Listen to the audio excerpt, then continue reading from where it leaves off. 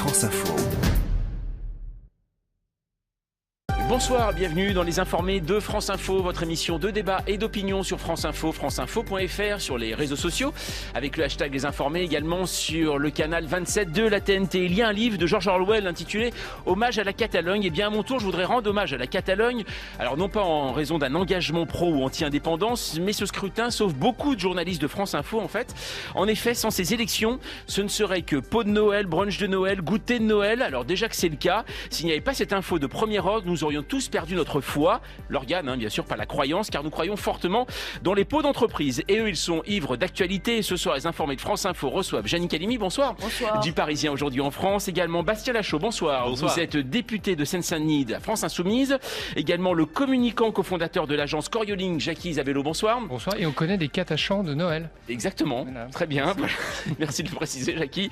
Et Anthony Bélanger, bonsoir. Si vous voulez, je vous chante le hymne catalan, non? Ah bah tout à l'heure, écoutez, on l'a beaucoup entendu, cet Pour la hymne. Coupe du Monde. Exactement, allez, ce soir on parlera de communication, de politique, mais avant ça, bien sûr, nous allons parler de l'Espagne, de la Catalogne et de ses répercussions en Europe. Avec vous, entre autres, Juan José Dorado, bonsoir. Buenas tardes, bona tarde en catalan. Buenas tardes, buenas tardes. Voilà, Catalan exact. aussi. Il faut équilibrer à tous les niveaux. Vous êtes journaliste correspondant à Paris du magazine espagnol La Région. Alors Barcelone contre Madrid, samedi, le classico entre les deux équipes phares du championnat de foot espagnol aura une saveur plus que particulière puisqu'il se déroulera donc 2 jours après le vote pour élire le Parlement catalan. Des élections anticipées suite à la dissolution du Parlement après qu'il ait déclaré la province indépendante du reste de l'Espagne. C'était le 27 octobre dernier. Et revoter, bien justement, qu'en pensent les Catalans? On les a interrogés et ils sont assez partagés. Petit micro-trottoir dans les rues de Barcelone. Je ne pense pas que cela va mettre fin à la tension. Je n'ai pas vraiment confiance en ces élections. Je pense qu'elles ne seront pas justes. Je crains la fraude électorale et je ne sais pas pour qui je vais voter jusqu'au dernier moment. Ce vote est plus important que jamais. Il y aura un avant et un après ces élections en Catalogne. Nous espérons que le gouvernement central respectera la décision des Catalans. Voilà, micro-trottoir donc dans les rues de Barcelone aujourd'hui. Alors, Juan José Dorado, la participation, ce soir, elle a été estimée 68-69%. Voilà. Est-ce que c'est beaucoup? Ça, c'est beaucoup. Déjà, ça fait 5 points de plus qu'en 2015, d'autant plus que c'est un jeudi. C'est pas un dimanche comme normalement on vote en Espagne. Donc, ça montre qu'il y a eu une mobilisation très importante. On parle qu'il pourrait y avoir à peu près 1 million de personnes qui sont allées voter aujourd'hui, qui n'étaient pas allées en 2015. En 2015, d'accord. Donc, lors de la précédente élection, qui avait vu donc gouverner le bloc justement indépendantiste. Qu'est-ce que ça veut dire? Alors, d'après vous, on a vu des villes voter davantage que la dernière fois. Vous m'avez dit tout à l'heure, les villes sont plus du côté finalement aujourd'hui de Madrid, de l'Espagne, on peut dire ça, alors que les campagnes seraient plus indépendantistes. Effectivement, enfin, le vote des partis indépendantistes est surtout vers l'intérieur, vers les partis ruraux. Et c'est vrai que le vote des partis constitutionnalistes se retrouve plutôt dans les grandes villes et dans les ceintures industrielles des grandes villes catalanes. Et c'est là où on voit effectivement, quand on regarde la participation à 18h, on voit que du côté des Barcelone, entre 5 et 8% de plus. Sur la ceinture de Barcelone, il y a des villes à 7% de plus. Donc on peut penser qu'effectivement, là, c'est plutôt les partis constitutionnalistes ou leurs partisans qui se sont mobilisés cette fois-ci. Alors, Anthony Bélanger, dans quel climat ça s'est déroulé, justement, cette élection? Est-ce que ça s'est déroulé dans un climat serein ou alors, justement, extrêmement tendu? Non, extrêmement tendu, objectivement extrêmement tendu. Aussi bien du côté de ceux qui des indépendantistes, qui ont quand même fait campagne avec la moitié de leurs leaders en prison ou réfugiés à Bruxelles. C'est du calcul politique. Faut pas non plus trop romanciser cette espèce de fuite de Puigdemont à Bruxelles. C'était très bien vu, très, très intelligent, et ça lui a permis de monopoliser l'attention sur lui. Et puis du côté des unionistes, et même du côté des Espagnols, hors de Catalogne, il y a une vraie radicalisation anti-catalane que je trouve un peu dangereuse et un peu particulière. On la voit à la une de tous les journaux. Des journaux que je pensais très sérieux ou très de centre-gauche, très modérés, se retrouvent à avoir des positions extrémistes sur le sujet. Je pense à El País, par exemple, qui est devenu quasiment illisible sur la question catalane. On est obligé d'aller chercher dans des journaux qu'on ne soupçonnait pas, dont on ne soupçonnait pas la lecture, des informations un peu équilibrées. C'est-à-dire El País, donc on connaît tous le grand quotidien El País. C'est l'équivalent du Monde. Le grand quotidien El País, qui est un quotidien, qui est le quotidien de centre-gauche. Le quotidien de la démocratie espagnole a pris clairement position contre les indépendantistes et publie article sur article d'insultes quasiment à la vie politique catalane ou à ceux qui voudraient en Catalogne Catalogne, allez, un peu plus d'autonomie ou un peu plus... Donc, c'est une prise de position, mais pour moi, qui suis un observateur de la vie espagnole depuis très longtemps, je dois dire que j'ai été extrêmement surpris de la violence que prenaient des éditoriaux, par exemple, dans un journal que je pensais sérieux, comme El País. Alors, Bastien Chaud, vous êtes un député français. On va parler ensuite de l'implication, même de Jean-Luc Mélenchon et de la France Insoumise aussi, sur votre soutien à quelle tendance. Mais pourquoi finalement ça intéresse tellement aussi ce qui se passe en ce moment en Catalogne ? Parce que ça questionne sur l'avenir même de l'Europe, parce que et de l'ensemble des pays européens, parce que ce phénomène catalan, on le retrouve en Italie, on le retrouve dans une moindre mesure en Corse avec le résultat des élections où les autonomistes sont arrivés majoritaires pour la 3e fois consécutive. Donc à un moment donné, il faut entendre ce que les peuples disent lors de ces élections, lorsqu'ils prônent ou l'indépendance ou l'autonomie. C'est d'une certaine manière une sorte de dégagisme, c'est-à-dire qu'ils en ont assez de ceux qui gouvernent et qu'ils veulent autre chose. Ils veulent reprendre en main d'une certaine manière leur destinée. C'est une question de souveraineté du peuple. Et pour beaucoup, quand on a tout essayé et que on se heurte à un mur, eh bien la seule solution pour reprendre sa souveraineté, vous êtes sérieux. C'est de revenir. Moi, je pense que si les Français s'intéressent aux élections catalogues, c'est tout simplement parce qu'ils connaissent la Catalogne. Ils vont pas y passer leurs vacances, c'est parce qu'il y a un bout de Catalogne en France. Aussi, finalement, un élan aussi sur la politique européenne. Pour avoir beaucoup commenté la situation, je peux vous dire qu'ils y comprennent pas grand-chose. Et je les comprends parce que personne n'y comprend grand-chose. Non, la Catalogne intéresse parce que c'est notre sud, parce que c'est là où on va passer nos vacances, parce qu'on connaît bien. Parce que l'espagnol est la 2e langue la plus parlée en France, parce qu'il y a 800 000 Français d'origine espagnole, et parce que c'est notre voisin, tout ça. Non, mais ça fait chaud. Non, mais juste. Ça interroge aussi parce que à un moment donné, c'est la question de la paix qui est aussi remis en question. Quand on a vu les images de la répression du pouvoir espagnol central en Catalogne, c'était quasiment des images. Je vais exagérer en disant de guerre civile, mais vous exagérez beaucoup. Alors justement, c'est quand même terrible. Pardon ? C'est terrible. Juan José Dorado, pourquoi, à votre avis, les Français, vous qui êtes correspondant en France d'un magazine espagnol, pourquoi on s'intéresse autant ? Déjà, c'est effectivement parce que c'est le voisin et parce qu'il ne faut pas se voiler la face. Quelque part, ce qui se passe en Catalogne pourrait se passer demain en France ou comme ça se passe déjà dans d'autres pays. Ça, c'est une réalité. Vous n'avez qu'à regarder quel était le pourcentage des indépendantistes il y a 20 ans au Parlement de Catalogne. Est-ce qu'il est aujourd'hui ? Est-ce que ce pourcentage peut être transposé en Italie, en Flandre, en Belgique, en France ? Pourquoi pas ? Dans 20 ans, personne ne saurait dire ce qui pourrait se passer dans un pays comme la France. Alors dans un instant, on sera justement en direct de Barcelone, mais pour l'instant, l'info à 20h10, Pierrick Bonhomme. Les bureaux de vote sont maintenant fermés. Moment de vérité pour les indépendantistes. Les Catalans élisent un nouveau Parlement dans le cadre d'un scrutin organisé par le pouvoir central espagnol. Au total, plus de 5 millions de Catalans étaient appelés aux urnes aujourd'hui. Les premières estimations sont attendues dans les minutes qui viennent. Le taux de participation était en hausse par rapport aux dernières élections à 18h. 68% des Catalans s'étaient déplacés pour voter. L'onde de choc de la double mise en examen de Nordal Lelandais. C'est maintenant l'avocat du père d'Estelle Mouzin, une fillette de 9 ans disparue en 2003 en Seine-et-Marne, qui demande au juge d'entendre et d'enquêter sur ce suspect de l'affaire Maëlys, également soupçonné d'avoir tué un jeune militaire. L'ONU condamne ce soir à une large majorité la reconnaissance par Washington de Jérusalem comme capitale d'Israël. Sur les 193 pays membres de l'ONU, 128 ont voté pour. Le président américain avait menacé de représailles pour ceux qui soutiendraient le texte. À Cuba, Raúl Castro restera au pouvoir un peu plus longtemps que prévu. L'Assemblée nationale cubaine modifie le programme des élections générales qui doivent se tenir sur l'île. La désignation du successeur de Raúl Castro est reportée de février à avril prochain. Et puis la France, désignée pays de l'année par le célèbre hebdomadaire britannique The Economist, chantre du libéralisme. Et si la France obtient ce sésame, c'est bien évidemment pour l'élection d'Emmanuel Macron à la présidence de la République. Selon The Economist, le nouveau chef de l'État a tout simplement, je cite, balayé l'ancien régime. France Info. 20h, 21h, les informés, Jean-Mathieu Pernin. Les informés de France Info, nous parlons des élections en Catalogne et tout de suite nous rejoignons notre envoyé spécial sur place à Barcelone, Grégoire Lecalot. Bonsoir. Bonsoir Jean-Mathieu. Alors je crois que vous êtes aux côtés justement du camp indépendantiste. Il est 20h, les bureaux de vote ont fermé. Quelle est l'ambiance sur place ? J'imagine on a parlé d'ambiance tendue au cours de ce scrutin. Est-ce que c'est toujours le cas ?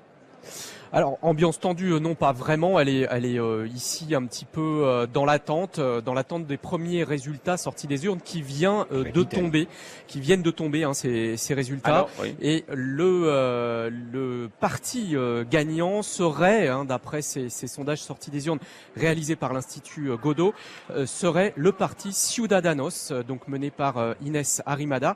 Mais les formations indépendantistes additionnées ensemble seraient majoritaires au Parlement. Donc on a d'un côté le plus grand parti de Catalogne qui, si ces résultats se confirmaient, serait Ciudadanos, mais le Parlement serait à majorité indépendantiste. Encore faut-il que ces forces indépendantistes soient alliées entre elles, ce qui n'est pas le cas. Pour vous donner quelques chiffres, Ciudadanos remporterait 32% des suffrages. La formation qui se trouve juste derrière elle, c'est celle où je me trouve actuellement, c'est la gauche républicaine, ERC, c'est-à-dire c'est celle d'Oriol Junqueras, vous savez, le leader qui est en prison actuellement, qui dépasse et largement la formation de Carles Puigdemont, qui ne recueille que 26% des suffrages, toujours selon ces sondages sortis des urnes. Il faut être très prudent avec ça, parce que c'est quand même très très serré. Donc les sondages donnaient 68% de dépouillement.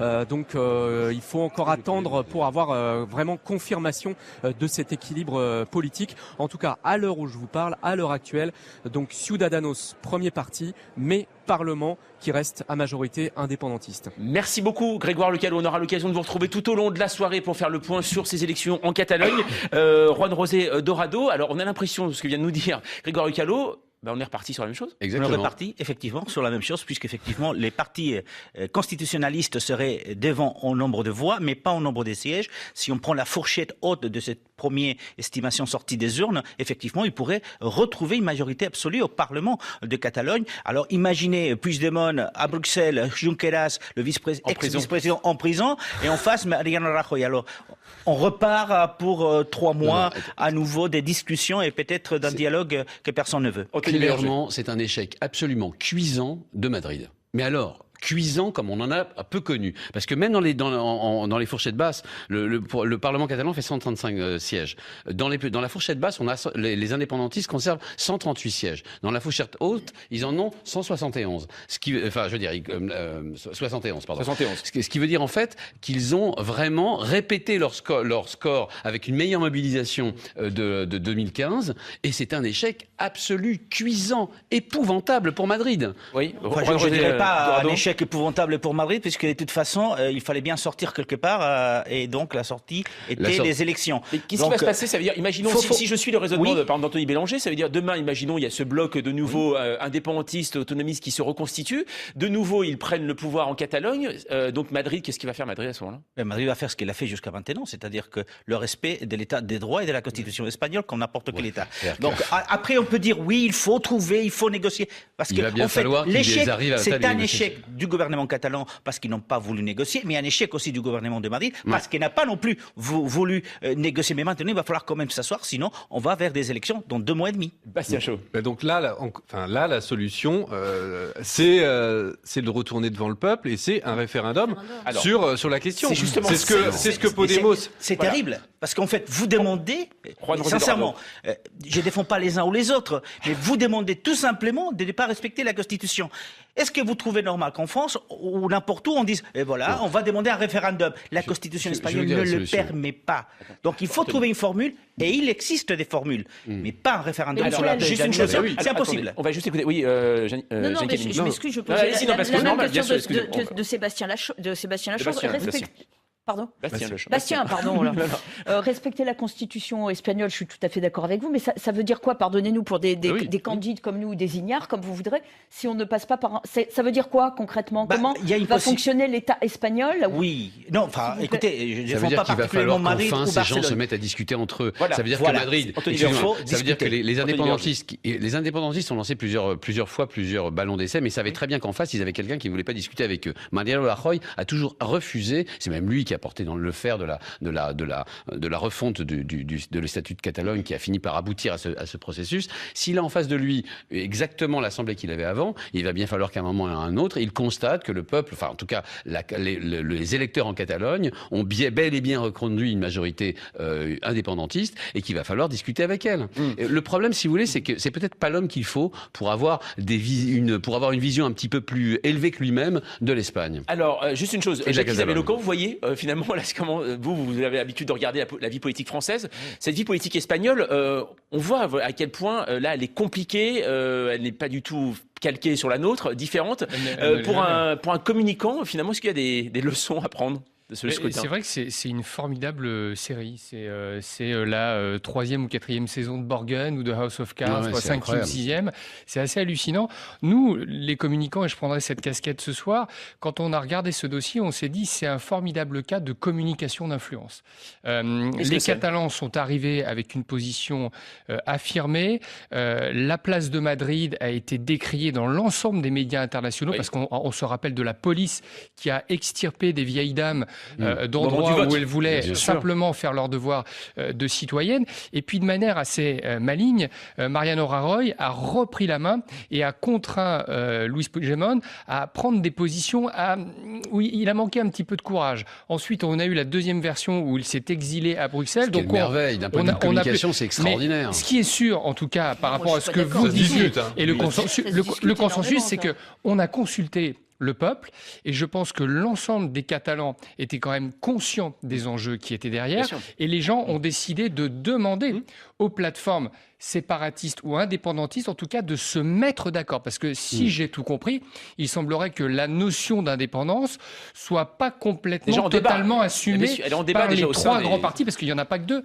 il y en a trois. Donc c'est vrai qu'il va falloir qu'ils soient intelligents, et Puigdemont ne l'a pas été tant que ça depuis le début pour arriver à faire avancer cette cause auprès de Madrid et négocier qu'on en finisse. Et je termine juste parce que ce qui est assez admirable, c'est que pour l'instant, il n'y a pas eu de mort. Et si demain, il se mettait à y avoir des morts dans la rue, ce ne serait absolument plus le même dossier. On va y revenir dans un instant de l'info à 20h20. Pierrick Bonneau. Les indépendantistes vont-ils rester au pouvoir en Catalogne ? Les premiers sondages à la sortie des urnes les donnent en tête, selon notre envoyé spécial sur place. Mais prudence, seulement 70% des votes ont été dépouillés pour l'instant. 5 millions de citoyens appelés à voter aujourd'hui, 2 mois après la tentative de sécession du précédent exécutif régional dirigé par Carles Puigdemont. C'est Madrid qui a convoqué ce scrutin au cœur de la crise, alors que le leader Carles Puigdemont prenait la fuite vers la Belgique. La SNCF mise en examen dans l'enquête sur l'accident de train à Egversheim dans le Bas-Rhin. Souvenez-vous, 11 personnes avaient été tuées lors d'un trajet d'essai le lendemain des attentats du 13 novembre, le 14 novembre 2015. La compagnie ferroviaire est mise en examen pour blessures et homicides involontaires dans cet accident. Lactalis rappelle maintenant toute la production d'une usine depuis février. L'affaire de la contamination au salmonelle de lait infantile prend une nouvelle dimension. Rappel de l'ensemble de la production de l'usine de Cran en Mayenne. C'est plus de 1300 lots de lait pour bébés premier, deuxième et troisième âge qui sont désormais visés.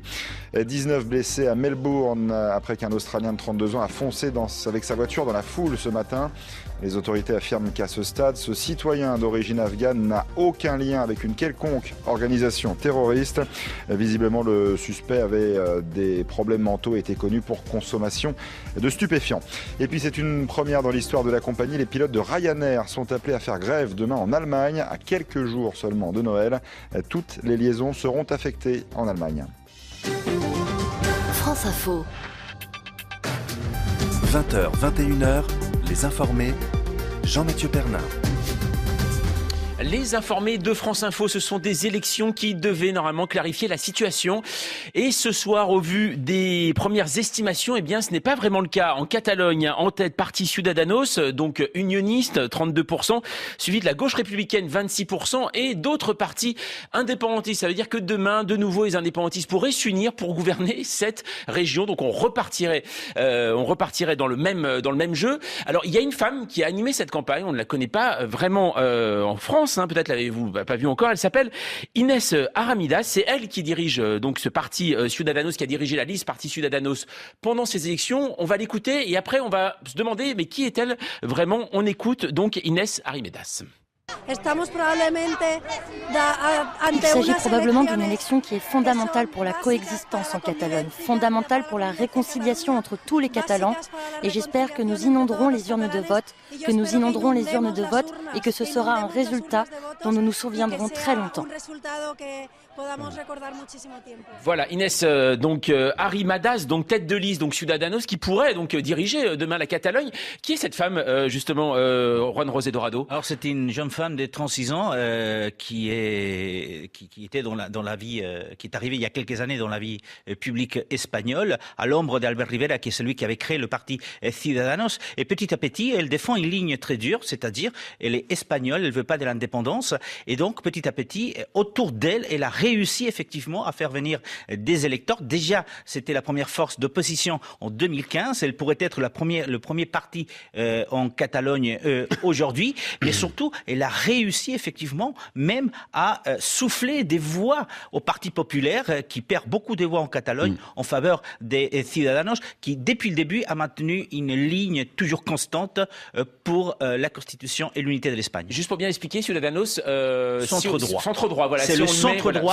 C'est le parti le plus proche, d'ailleurs, de la République en marche. Vous savez, en Espagne, quand on compare, c'est plutôt la République en marche. Et d'ailleurs, lors de la campagne électorale, Emmanuel Macron avait félicité Albert Rivera. Justement, une question. Alors, quand on regarde un petit peu, quand on regarde ces élections, Bastien Lachaud, finalement, ça a intéressé aussi, bien sûr, la politique française. On a vu Manuel Valls se mobiliser du côté des unionistes. Et donc, Jean-Luc Mélenchon, lui, était allé soutenir la liste Catalunya en Común, qui s'est prononcée alors contre la sécession, mais pour la tenue d'un référendum d'autodétermination.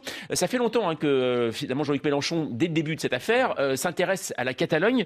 Finalement, pourquoi finalement lui-même s'intéresse autant à ça? Pourquoi il a voulu prendre parti? Pour un peu ce que je vous ai dit tout à l'heure, c'est une question sur la stabilité des frontières en Europe. C'est la question tout simplement de la paix qui est posée en Espagne, qui est posée en Italie, qui est posée dans d'autres pays européens qui connaissent ces mêmes problèmes d'autonomie ou d'indépendance de certaines régions. On ne sait jamais comment ces problèmes vont se résoudre. C'est souvent sur les anciennes blessures que les nouvelles ressurgissent, et il suffit des fois d'un rien pour que cela s'embrase. Donc c'est un vrai problème sérieux, et c'est un vrai problème qui doit être traité, et qui doit être traité par la discussion, par une vraie solution démocratique qui rend le pouvoir au peuple. Vous seriez davantage pour un référendum, Bastien Lachaud, vous, de toute façon, sur le référendum, comme le disait tout à l'heure. Moi, je ne vois pas d'autre solution. À partir du moment où on a un pouvoir madrilène qui dit la Constitution interdit toute consultation, donc discutons. De l'autre, on a des nationalistes catalans qui disent l'indépendance à tout prix. Comment on fait? Alors, on avait vu, Jeanine Calimi, même Jean-Luc Mélenchon qui avait accusé Manuel Valls de mettre de l'huile sur le feu. Donc, on voit toujours finalement que même au-delà des Pyrénées, ça continue à se bagarrer. Jeanine Calimi. Non, mais deux choses. D'abord, la question de ce problème espagnol et catalan au sein de l'Europe. Là, je parlais avant de venir à un commissaire européen qui me disait je n'ai aucun commentaire à faire, je n'y comprends rien, je ne sais pas sur quoi ça va déboucher. Donc l'Europe, l'Union européenne va être interpellée par ce sujet. Elle l'est déjà. On a vu Emmanuel Macron en tant que chef de l'État français prendre fait et cause évidemment pour Madrid, en tout cas en disant je ne veux pas intervenir, ce sont des affaires espagnoles, donc une façon de dire que c'est un problème intra-espagnol et qu'il ne voit pas l'Espagne éclater. Ça, mais je soutiens Mariano Rajoy, il a dit. Voilà, en plus, exactement. Et deuxième point, par rapport, Monsieur Lachaud, par rapport à Jean-Luc Mélenchon, il y a plusieurs choses que je ne comprends pas, parce qui peuvent être même paradoxaux au regard des prises de position plus générales de Jean-Luc Mélenchon, qui est souverainiste, qui défend plutôt les États et la nation. Donc là, les États et la nation, c'est plutôt l'Espagne. Deuxièmement, les Catalans sont plutôt pro-européens, alors qu'on sait qu'Emmanuel Macron, que Mélenchon, on connaît ses thèses et ses positions. Il a désiré retirer le drapeau européen, je le rappelle, de l'hémicycle et du Palais Bourbon. Et troisièmement, quand on voit quand même les raisons fondamentales, enfin, en tout cas, une des raisons de la volonté de la Catalogne, quand même. Attendez, je vais pas parler mais il faut répondre. Non, mais je sais, mais j'allais vous donner. De s'extraire de la Confédération. Oui, voilà. Deux secondes. Oui. On voit quand même que c'est pour des raisons de riches, de non-volonté de solidarité nationale.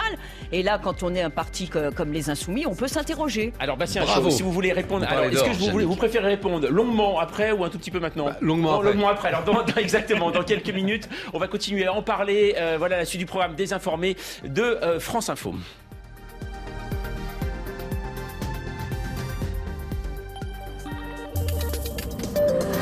Partagez vos plus belles histoires de Noël avec Bouygues Télécom.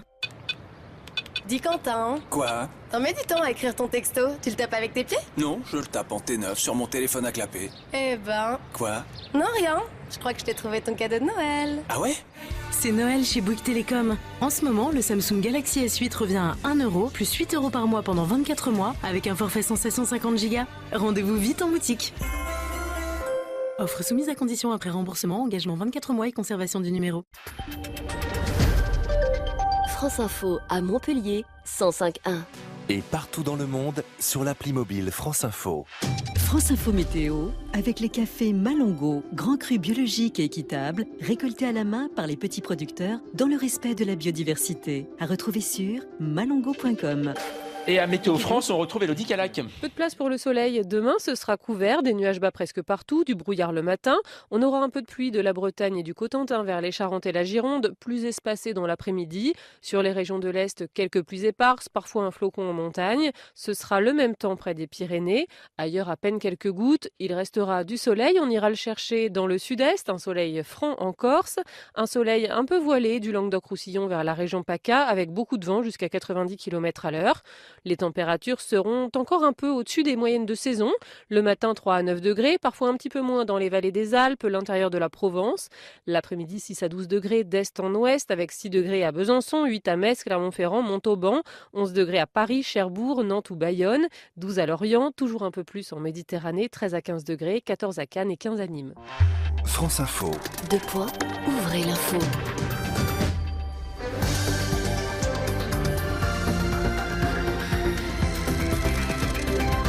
Et l'info à 20h30, c'est Emmanuel Langlois, bonsoir. Bonsoir Jean-Mathieu, bonsoir à tous. Fermeture des bureaux après un vote crucial en Catalogne, c'était il y a une demi-heure. Les électeurs doivent décider si les indépendantistes restent au pouvoir. Participation qui s'annonce très élevée. À 18h, elle était de plus de 68%. C'est 5 points de plus à la même heure que lors des élections de 2015 où les indépendantistes avaient remporté la majorité absolue.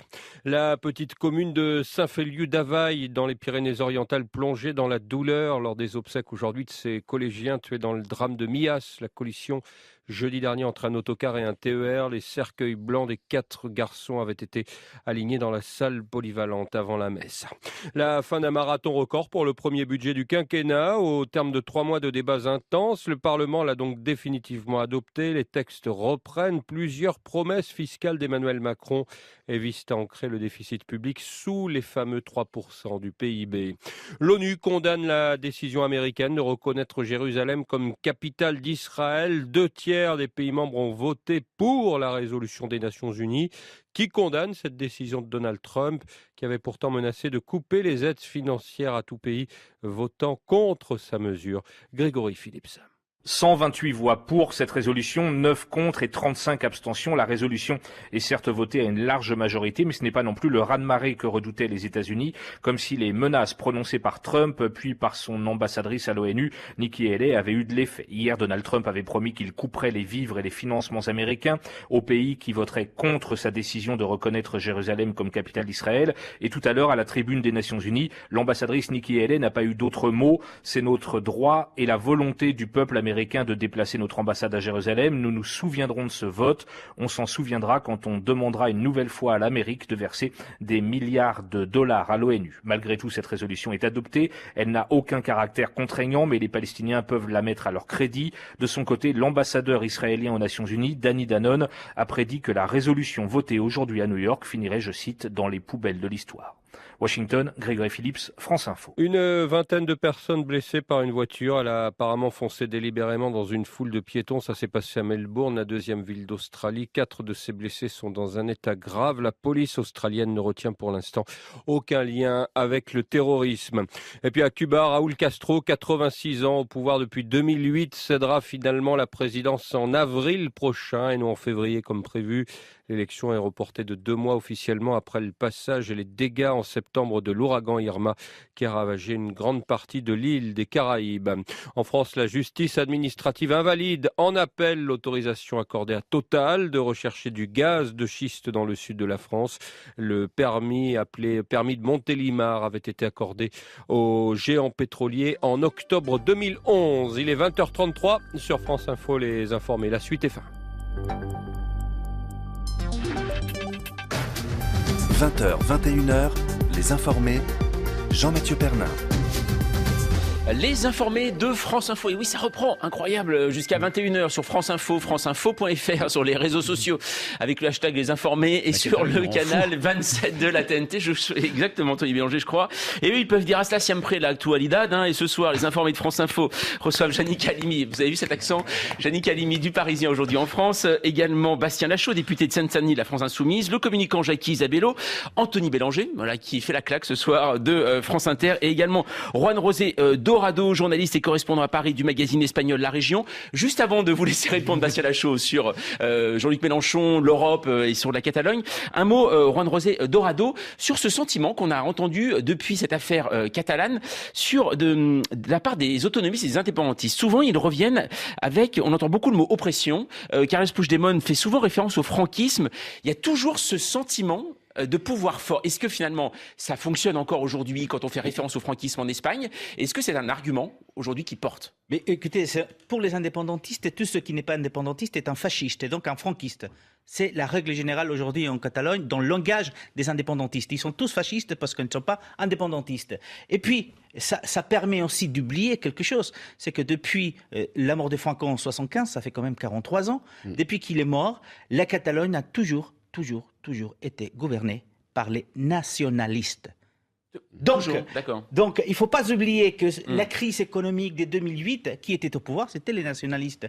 Et donc, cette fuite en avant vers l'indépendantisme, ça cache aussi le fait de ne pas savoir réussi à sortir la Catalogne, puisque, nous ne l'oublions pas, ils ont toujours gouverné aussi la Catalogne. Juste côté espagnol, il y a effectivement une hystérie anti-catalane en ce moment en Espagne, et surtout à droite, c'est-à-dire surtout au PP, qui refuse d'une part de renégocier. Enfin, tout le monde sait la solution. La solution, c'est que c'est que cette constitution espagnole soit modifiée, qu'elle soit réformée, et que l'Espagne réorganise son État des nations, c'est-à-dire se réorganise ses régions vers une solution plus fédérale. Tout le monde sait que c'est ça, c'est ce vers quoi il faut aller. C'est la seule chose qui calmerait les indépendantistes catalans, et c'est la seule chose qui permettrait à la Catalogne de se sentir un peu plus inclus. Tout le monde le sait. Simplement, ils sont en ce moment à Madrid d'une lâcheté ou d'un calcul politique immédiat absolument ahurissant. Le Parti populaire, donc conduit par le Premier ministre Mariano Rajoy, est incapable de faire ce calcul parce qu'il pense qu'il va gagner en voix en insistant sur le côté nationaliste ou espagnoliste. Et puis le Parti socialiste est encore plus lâche, pour le coup. Il est derrière Mariano Rajoy, comme la corde soutient le pendu. Il suffirait que, par exemple, les socialistes disent « bon, c'est fini les conneries, on arrête de soutenir Rajoy pour qu'il dégage tout de suite. Il gouverne en minorité. » Eh bien, ils se cachent derrière parce qu'ils ne veulent surtout pas avoir à régler la question catalane. Les gens de Podemos ne sont pas beaucoup mieux. Justement, Bastien Lachaud. Alors tout à l'heure, Yannick Halimi se posait la question pourquoi finalement Jean-Luc Mélenchon est allé soutenir aujourd'hui une liste autonomiste alors que... Non, pas du tout. Alors non mais je... Il n'a jamais soutenu une liste autonomiste. Alors, une liste, pas autonomiste, une liste qui vous souhaiterait un référendum une liste qui est contre l'autonomie, qui est contre l'indépendance, mais qui dit que la seule solution aujourd'hui, c'est le référendum. Alors, la question qu'on vous posait, c'était est-ce que finalement Jean-Luc Mélenchon, qui est un jacobin, est-ce qu'il n'y a pas une contradiction à aller soutenir des pas du tout. Et un social aussi. Pardon ? Et quelqu'un dont le fonds de commerce, si je puis dire, c'est très vulgaire. C'est très vulgaire. Oui, je suis d'accord avec vous. Bref, est un parti qui est fondé sur la redistribution. Oui. Or, le mouvement de séparatisme, on va dire, de la Catalogne est contre cette solidarité interrégionale. Franchement, je ne comprends pas. On va vous répondre. On n'a jamais soutenu une ligne autonomiste ou indépendantiste. Ce qu'on dit, c'est que le souverainisme et le jacobinisme, c'est le pouvoir du peuple.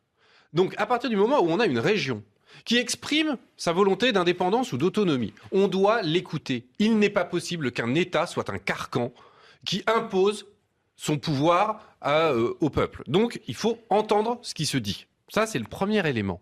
La deuxième chose, c'est que nous avons deux nationalismes qui s'affrontent, le nationalisme espagnol et le nationalisme catalan, qui s'affrontent. Pourquoi ils font monter cette question nationale, tant en Espagne qu'en Catalogne? Pour faire oublier leurs échecs économiques, pour faire oublier que c'est la crise et que les remèdes néolibéraux et imposés par l'Union européenne par l'occasion, n'apportent aucune solution. Et donc, la réponse, c'est la haine question de sociale. l'autre. Et hop, on retourne dans le trotskisme. Je ne vois pas dans le mouvement catalan un mouvement opposé au libéralisme, au capitalisme. Mais justement, c'est exactement ce que je viens de dire. C'est ça. Bon, alors, c'est ça. Alors justement, non, mais je pense que c'était exactement ce que c'est exactement ce que je viens de dire. Alors, nous avons deux nationalismes qui s'opposent parce que les deux, tant les Catalans en Catalogne que les Espagnols en Espagne, ont échoué à résoudre les problèmes économiques. Ah, l'économie. Bien sûr. Et la liste qu'a été soutenir Jean-Luc Mélenchon en Espagne voulait remettre au cœur la question du social, la question de l'écologie, et proposant une sortie par le haut, en rendant le pouvoir au peuple, la question du référendum. Est-ce qu'on est là-dedans, justement, Juan Dorado? On est sur le côté économique, justement, de nationalisme, comme vient de le dire Bastien Lachaud. Il y a la banqueroute, entre guillemets, de la crise de 2008 du côté espagnol, mais aussi celle du côté, comme je vous disais, du côté catalan, puisque c'était les nationalistes qui gouvernaient la Catalogne depuis le début. Mais au-delà de ça, il faut juste regarder quel a été le mouvement en Catalogne après le départ des plus de 3000 entreprises. Parce qu'en fin de compte, le chômage s'est réduit un tout petit peu du côté de Madrid, il est augmenté du côté de Barcelone. On voit les investissements étrangers ont descendu 75% lors du dernier trimestre de cette année. Donc effectivement, le côté économique vient cacher les erreurs commises tout au long de ces dernières années, les uns et les autres. On peut être d'accord sur l'analyse. Ce sont vraiment effectivement deux nationalismes qui s'opposent. Par contre, sur l'aspect économique, on est au-delà de ça. C'est-à-dire que le problème n'est plus là. Ça fait longtemps que le problème n'est plus là. Maintenant, on est ailleurs, forcément. Il est plus là. On l'a dépassé. Il suffit d'aller se balader dans les rues de Barcelone, ce que j'imagine vous avez fait, ou dans les rues de Madrid, pour se rendre compte que le problème n'est déjà plus depuis fort longtemps de savoir s'il y a plus ou moins de chômage. En quoi Madrid est nationaliste? Il me semble quand même qu'il y a la reconnaissance d'autonomie et de courants culturels, ne serait-ce qu'avec le Pays Basque, au sein même de l'État espagnol, représenté par Madrid. Je ne vois pas en quoi Madrid est au même point et sur le même niveau que le nationalisme catalan. Moi, je m'inscris en faux contre cette vision politique des choses. D'autant plus qu'il ne faut jamais oublier que les gouvernements des droites et des gauches en Espagne, à Madrid, quand ils ont été en minorité, ont été soutenus par les autonomistes catalans des Convergencia y Unión. Parce que l'Espagne a été gouvernable pendant très longtemps grâce aux autonomistes catalans. Donc effectivement, au-delà, maintenant c'est un affrontement entre personnes et de conception de l'Espagne. Dans un instant, on va retourner à Barcelone pour faire le point justement sur les dernières tendances de vote. L'info à 20h40. Pierrick Bonneau. Les bureaux de vote sont donc fermés. Les indépendantistes seraient en tête selon les tout premiers sondages à la sortie des urnes fournis par notre envoyé spécial à Barcelone. Les Catalans élisent un nouveau Parlement dans le cadre d'un scrutin organisé par le pouvoir central espagnol. Au total, plus de 5 millions d'électeurs appelés aux urnes aujourd'hui. Le taux de participation était en forte hausse par rapport aux dernières élections à 18h. 68% des Catalans s'étaient déplacés pour voter. Les vérifications de la justice après la mise en examen de Nordal Lelandais, suspect de l'affaire Maëlys, dans un autre dossier, celui de l'assassinat d'un militaire de 23 ans. Les autorités se demandent si Nordal Lelandais n'est pas impliqué dans d'autres affaires de disparition, notamment la tuerie de Chevaline en 2012 et la disparition d'Estelle Mouzin en 2003. Le Premier ministre Édouard Philippe annonce le lancement d'une consultation sur le futur projet de loi immigration. Projet de loi préparé par l'exécutif sur fond de polémique avec les associations de défense des droits de l'homme. Cette consultation commencera le 11 janvier. Elle réunira le chef du gouvernement et les associations concernées, mais aussi des maires ou encore des parlementaires. L'ONU condamne à une large majorité la reconnaissance par Washington de Jérusalem comme capitale d'Israël. Sur les 193 pays membres des Nations Unies, 168 pays ont voté pour. Le président américain avait menacé de représailles pour ceux qui soutiendraient le texte. Les Palestiniens se félicitent ce soir de ce qu'ils qualifient de soutien international. Israël se se dit de son côté satisfait du nombre de pays qui n'ont pas voté la résolution. France Info. 20h, 21h, les informés, Jean-Mathieu Pernin.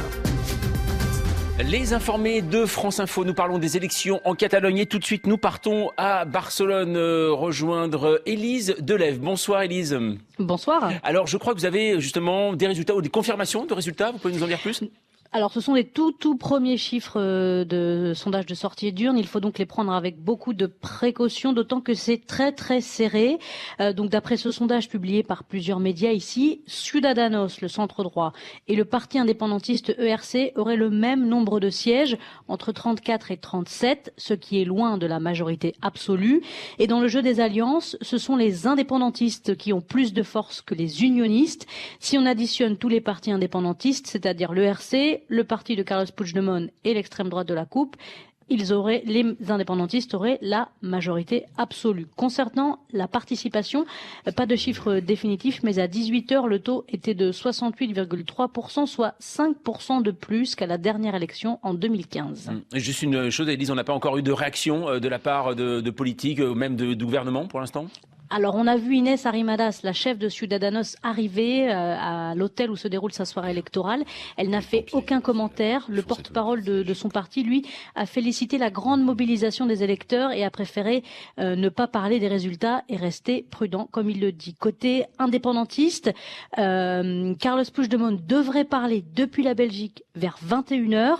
Oriol Junqueras, l'autre leader indépendantiste qui est en prison, a écrit une lettre depuis sa cellule. Une lettre qui a été tweetée où il dit « Les amis, la prison ne nous affaiblit pas, elle nous rend plus forts ». Merci beaucoup, Élise Delève. On vous suivra également avec Grégoire Lecalot tout au long de la soirée pour détailler ces résultats. Jacques Isabello. Non, je voudrais revenir sur le point économique. Je vous trouve un peu léger sur le sujet quand même. Allez-y.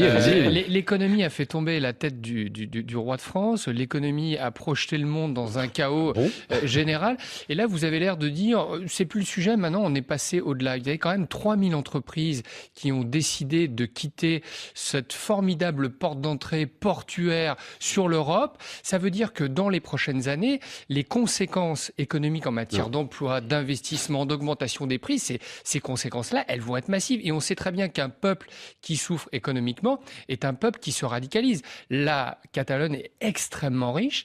Les problèmes économiques ont fortement opposé la Catalogne à Madrid. Donc, de le balayer du revers de la main. La politique, ça se change en 3 mois. L'économie, vous savez, on arrache un arbre très vite, mais ça met 30 ans à repousser. Je ne mésestime pas les problèmes économiques de l'Espagne. Je suis très au courant et je ne dis pas qu'ils ne sont pas importants. Je dis que l'on a atteint un niveau d'hystérie là qui n'est plus un niveau d'hystérie qui concerne l'économie. On a atteint un niveau d'hystérie politique qui est bien au-delà des entreprises. Même, je veux dire, n'importe quelle information, y compris par exemple les fameuses 3000 entreprises qui ont quitté la Catalogne, peuvent servir aux uns et aux autres et d'ailleurs servent aux uns et aux autres d'arguments. Mais ce que j'essaye simplement de dire, c'est que justement, parlons du Brexit. Ça n'a jamais été un problème économique sur le... Non. Mais quand on regarde aujourd'hui dans le détail les conséquences économiques pour la Grande-Bretagne et même pour certains de ses voisins, de dire aujourd'hui quelles sont les... c'est catastrophique. Mais non, on est incapable de le dire encore dans ce pays que l'économie puisse à tout le monde de revenir, de faire converger pour trouver un accord parce que c'est la base. Un peuple l'économie, c'est le degré zéro de l'argumentation. L'économie a toujours été le degré zéro de l'argumentation. Surtout quand on atteint, en Espagne et dans des pays, et au niveau du Brexit par exemple, en Grande-Bretagne, ce niveau d'hystérie politique. Alors justement, j'ai juste une question aussi pour vous quand même, Juan José Dorado. Donc on le voit ce soir, on a l'impression de repartir, vous savez, comme dans le film Un jour sans fin. Voilà. Je suis content d'ailleurs qu'il y ait des témoins parce que comme ça je vis mon jour de la marmotte un petit peu, mais il y a quand même une question qu'on peut se poser sur une personnalité qui a peut-être raté justement sa communication, on en parlait, et je ne sais pas si ce soir elle va réagir ou pas, c'est le roi d'Espagne. Quel poids aujourd'hui a le roi d'Espagne ? C'est-à-dire avant on disait que c'était lui qui pouvait tenir le pays, il est intervenu, ça n'a rien fait, et aujourd'hui quel est le poids du roi en Espagne ? Aucun parmi les indépendantistes, c'est certain, après son intervention. Ce qu'il faut comprendre aussi, c'est que le roi d'Espagne, son intervention est dictée aussi, c'est la Constitution qui l'oblige, par le gouvernement, puisqu'il n'a pas le droit d'intervenir comme ils le sont. Et donc, il s'est vu, entre guillemets, aussi imposer le fait de faire respecter toujours la Constitution, c'est son rôle. Mais c'est vrai qu'aujourd'hui, en Catalogne, le poids du roi est complètement perdu auprès d'une grande partie de la population, même d'une population qui ne veut pas indépendantiste. Et pourquoi ça en fait finalement il a perdu finalement son crédit en intervenant ou pas? Trop rapidement. Auprès des Catalans. Il est intervenu trop rapidement en termes de communication. La bêtise des Bourbons est proverbiale. Ils ont perdu 6 fois leur couronne en Espagne. Ils n'ont retenu aucune leçon.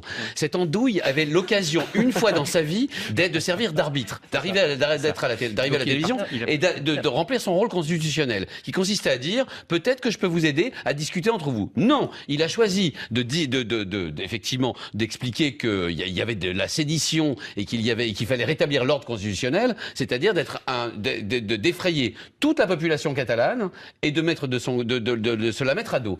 Il a raté son moment dans l'histoire et il va le payer très cher, je peux vous le dire. Et en plus, c'est que, je parle sous votre contrôle, la monarchie espagnole, elle serait intervenue, je ne sais pas si ça aurait changé le cours de l'histoire, mais elle-même touchée par le mouvement de dégagisme. Alors je ne veux pas dire qu'on va lui couper la tête, mais parce que la monarchie a été touchée par des affaires de corruption qui participent de ce mouvement de rejet, mais y compris au sein de l'Espagne, la bêtise des Bourbons Madrid. est proverbiale. Alors, typiquement, il aurait dû prendre le temps de prendre position. Il a pris position beaucoup trop rapidement. Il a été jugé comme étant le lieutenant de police du gouvernement madrilène. Juan Carlos l'avait appris à l'époque. À l'époque, il avait su au lendemain de la guerre, prendre son temps pour prendre position et ne pas forcément dicter, que ses comportements ne soient dictés par des positions un peu plus fascisantes. Et lui, il s'est vraiment planté là-dessus. Quand j'ai dit que les Bourbons ont perdu 6 fois leur couronne en Espagne, j'ai compté. Ils ont déjà perdu 6 fois leur couronne et ils risquent de la perdre. Il est impossible aujourd'hui de gouverner un pays quand 16 à 20% de la population vous considère comme faisant partie d'un banc ou d'une partie ou d'un autre. Et or, le roi d'Espagne avait une occasion en or d'être l'arbitre des élégances. Et il s'est rangé comme un seul homme, comme un stupide Bourbon qu'il est, et bien du côté de Madrid. On va vous accuser orléaniste après. Alors justement, Bastien Lachaud, il y a quand même une question, on va développer ça ensuite, mais sur l'Europe, quand vous entendez ce silence justement sur l'Europe, on l'a vu au moment du vote, il ne savait pas comment aborder. Est-ce que pour vous, il y a une question qui se pose aussi sur la manière dont l'Europe fonctionne, la manière dont l'Europe agit et surtout parfois n'agit pas. On a entendu un silence sourd autour de cette question. Un silence sourd, un silence coupable, parce que ça fait des années que l'Union européenne favorise l'Europe des régions, veut détruire les États-nations, réduit à néant le pouvoir de ces États, y compris sur l'économie, y compris pour résoudre les problèmes sociaux ou les problèmes écologiques. Et donc, quand des régions se surgissent et disent on fait une Europe des régions, donc allons jusqu'au bout et soyons une région de l'Europe, l'Europe se retrouve face à un mur parce qu'elle ne sait plus comment gérer les créatures qu'elle a elle-même créées, qu'elle a engendrées. Allez, on va continuer à en parler dans un instant de l'Europe justement, de la Catalogne et ses différentes tentations, autonomie sécessionnistes, on les appelle différemment. L'info à 20h50, Pierrick Bonneau. La SNCF mise en examen dans l'enquête sur l'accident de train à Eck-Versheim dans le Bas-Rhin. C'était le 14 novembre 2015. 11 personnes avaient été tuées lors d'un trajet d'essai. La compagnie ferroviaire est mise en examen pour blessures et homicides involontaires dans cet accident. Les indépendantistes vont-ils rester au pouvoir en Catalogne ? Suspense, les premiers sondages à la sortie des urnes les donnent en tête, selon notre envoyé spécial sur place. Mais prudence, c'est très serré. Des élections convoquées par Madrid au cœur de la crise il y a 2 mois, après la tentative de sécession de l'exécutif catalan. Les obsèques de 4 des 6 collégiens tués il y a une semaine dans un accident de car à Millas, dans les Pyrénées-Orientales. Plusieurs milliers de personnes rassemblées devant un écran géant ce matin à Saint-Féliu-d'Availle. Le petit village d'où étaient originaires les 6 victimes. L'onde de choc de la double mise en examen de Nordal Lelandais. C'est maintenant l'avocat du père d'Estelle Mouzin, une fillette de 9 ans disparue en 2003 en Seine-et-Marne, qui demande au juge d'entendre et d'enquêter sur ce suspect de l'affaire Maëlys, donc également soupçonné d'avoir tué un jeune militaire. Et déjà du monde sur les routes ce soir à la veille des vacances de Noël. Le record absolu de cumul de bouchons en Ile-de-France a été battu. Plus de 560 km de ralentissement enregistrés tout à l'heure, peu avant 18h. Du monde et puis des accidents sur les routes mouillées de la région. France Info. 20h, 21h, les informés, Jean-Mathieu Pernin. Les informés de France Info, décidément ce scrutin en Catalogne et cette aventure catalane nous aura réservé bien des surprises puisque ce soir, selon les premiers chiffres vraiment tout frais sortis des urnes, eh bien c'est Ciudadanos donc qui serait en tête, mais surtout les indépendantistes et autonomistes pourraient reformer leur bloc pour de nouveau gouverner la Catalogne. Donc on pourrait remettre une pièce dans la machine. Juan José Dorado, est-ce que finalement au niveau de l'Europe, ce qui se passe actuellement en Catalogne, c'est le Brexit espagnol ou pas? Même niveau? Ça pourrait être effectivement le Brexit espagnol, d'autant plus qu'en Catalogne, beaucoup comptaient sur l'Europe. C'était le cas notamment de Carles Puigdemont. Ils se sont retrouvés, entre guillemets, tout seuls, puisque l'Europe n'a pas réagi. Et d'ailleurs, en parlant tout à l'heure des communications, c'est peut-être la faute aussi du gouvernement espagnol, qui depuis le début a laissé les indépendantistes, effectivement, lancer leur campagne au niveau européen et au niveau des opinions publiques, parce qu'ils savaient qu'ils avaient l'appui de l'Europe. Mais ils se sont retrouvés, ils se sont rendus compte très tard, du côté de Madrid, qu'il faut bien avoir l'Europe avec soi, mais il faut aussi avoir les opinions publiques, ce qui n'a pas été le cas. Jeannie Calini, on se souvient de la Catalogne qui, justement, indépendante, s'imaginait être tout de suite acceptée par l'Europe, et l'Europe a tout de suite dit non, en fait. Non, l'Europe a dit non parce qu'elle reste, comme vous le disiez, Monsieur Lachaud, attachée aux États qui sont les membres de l'Union européenne. Mais là où je vous rejoins, Monsieur Lachaud, c'est vrai que l'Union européenne, non pas démonétisant, mais en créant une sorte de superstructure qui se détache un peu, pas totalement évidemment, des États, a peut-être démonétisé la notion d'État vis-à-vis des populations qui se sentent mal pour différentes raisons, et souvent, encore une fois, pour des raisons extrêmement paradoxales. C'est non seulement les gens du peuple, pour faire vite, qui sont victimes de la mondialisation, de la désindustrialisation, etc. Et encore une fois, des régions plutôt riches qui ne veulent pas participer, comme la Catalogne, qui ne veulent pas participer à la solidarité nationale. Et juste pour terminer, l'Europe va devoir, pour ne pas imploser, pour que ni les États n'implosent, que ni l'Union n'implose, puisque on voit ce qui se passe quand même avec des mouvements populistes, aussi bien en Autriche qu'en Pologne, je ne parle même pas du Brexit, va devoir inventer peut-être quelque chose pour donner, faire place à ces mouvements régionalistes, on va dire, sans que les États n'explosent. C'est possible ça, Bastien Chaud? Non, ce n'est pas possible. Déjà, ce n'est pas possible dans le cadre des traités actuels. Donc, ça veut dire qu'il faut qu'on remette tout à plat. Et si on remet tout à plat, il faut remettre le dogme de la libre concurrence. Il faut remettre ce dogme du libéralisme à tout crin, qui est la base de l'Union européenne et qui est quelque chose qui délite les sociétés, qui... Si, je suis d'accord. En plus, je suis d'accord avec vous. Allez-y. Donc, pour une fois. Je suis d'accord avec vous sur l'idée qu'il faut effectivement un autre projet européen. Après, je ne suis pas tout à fait et que effectivement l'Europe est sans âme, une espèce d'ectoplasme politique. Et on voit bien que quand un parti politique ou quand un mouvement a une vue, a une vision d'avenir, il finit par s'imposer de manière assez ahurissante. Vous le disiez vous-même. Les catalanistes ou les indépendantistes catalans, c'était 20% de l'électorat il y a encore 15 ans. Ils ont une vision depuis 15 ans, 20 ans. Ils ont effectivement se sont alliés avec les Espagnols, à Madrid, pour obtenir plus d'autonomie. Ils ont fait leurs petits calculs, ils ont avancé leurs pions, et aujourd'hui, on les voit triompher avec des calculs politiques d'une simplicité. Il suffit d'envoyer un type à Bruxelles, convoquer une manifestation là-bas, maintenir la fiction de son exil politique, ce qui en Espagne est très important et très ancré. On se souvient des républicains espagnols. Pour deux semaines, à partir ce type était Puigdemont n'avait plus aucun pouvoir en Catalogne. Son parti était battu. Les siens étaient disqualifiés et simplement en prenant un aller-retour avec EasyJet pour Bruxelles, il a réussi à focaliser l'élection autour de lui. C'est quand même, d'un point de vue de la communication, c'est quand même assez extraordinaire. On l'a vu d'ailleurs. Et il remporte les élections en plus. On a vu cette autre. Il ne remporte pas les élections. C'est pas son parti encore. Son parti n'a jamais remporté les élections tout seul. Non, mais son parti a reculé. Alors, juste un point juste qui m'inquiète, c'est que dans l'alliance de catalane, il pourrait avoir un parti d'extrême droite. C'était déjà le cas. C'était déjà le cas avant la coupe. L'extrême droite n'existe pas en Espagne. Vous avez une alliance entre la bourgeoisie catalane. Mais vous avez les indépendantistes, c'est la bourgeoisie catalane de droite qui est allié avec un parti anti-système d'extrême gauche. Ça, c'est encore plus héroïsant. C'est la seule chose que ces trois partis ont en commun parmi les indépendantistes, c'est l'indépendance. C'est la seule chose en commun. Une chose, Juan José Dorado, c'est parce que bientôt, voilà, on va devoir bientôt rendre l'antenne. Une chose, je vais vous poser une question très très difficile. Voilà, mais c'est vous, c'est normal, vous êtes un petit peu le spécialiste de la chose.